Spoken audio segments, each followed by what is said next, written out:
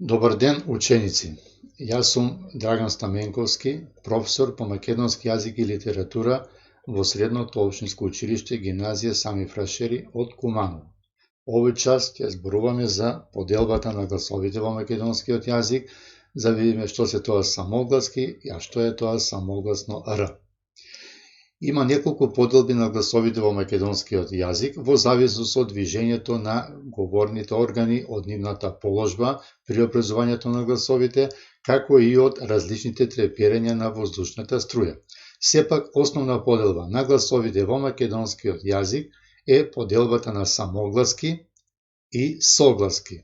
Во заградата ви се дадени нивните имиња на албански јазик.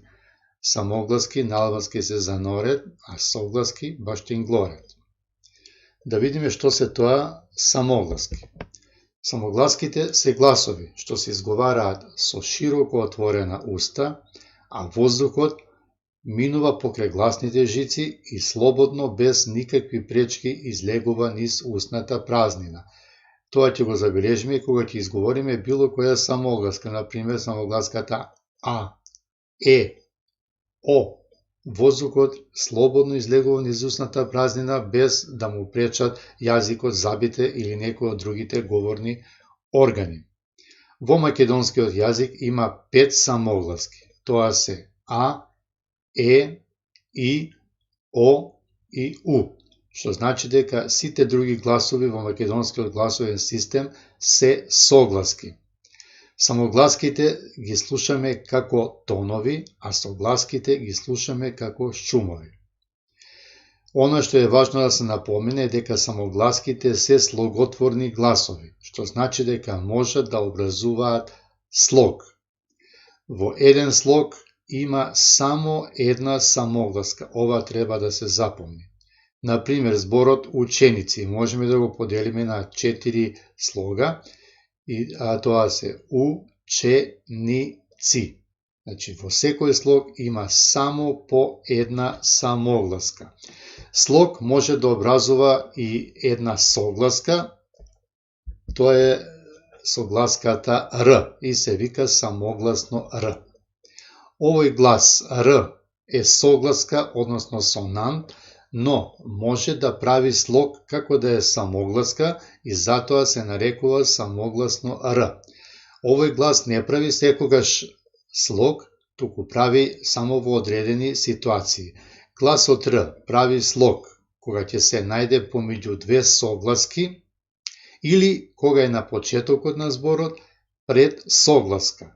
Пример за самогласно Р кога е меѓу две согласки: црна, срце, прва, дрвена, црвено, трчање, прска, трка и така натаму. Гледаме дека во секој од овие зборови и пред и зад гласот Р имаме согласки.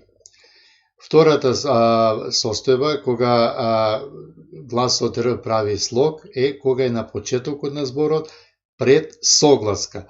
Пример: рѓа, рбет, рти, ржи, рчи и така натаму. На албански јазик треба да се изговара вака: рѓа, рбет, рти, ржи. Кога гласот Р е на почетокот на зборот пред согласка, пред него се јавува еден полуглас кој се означува со апостроф. Тоа ни кажува дека порано во минатото, во историскиот развој на македонскиот јазик, тука се наоѓал еден полуглас кој подосна бил заменет со апостроф. Тоа е се што имавме овој час да зборуваме за поделбата на гласовите во македонскиот јазик, за самогласките и за самогласно Р. Се гледаме наредниот час. Довидување.